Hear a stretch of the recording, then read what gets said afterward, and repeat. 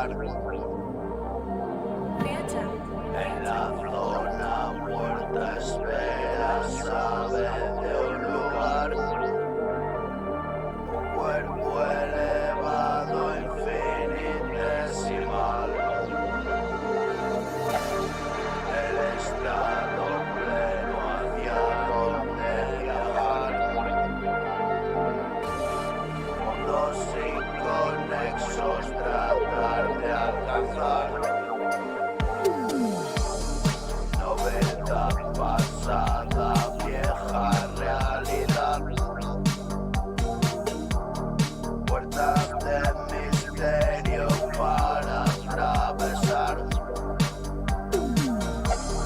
daños que no duelen, alegría que te hace llorar, un viaje invisible donde todo va.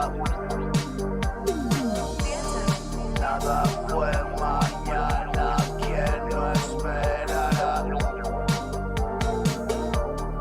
Única pregunta voy a contestar.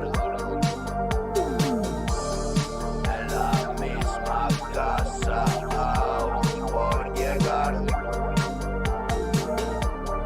corro hacia ese encuentro dentro y habitar. Segundo leve de verdad,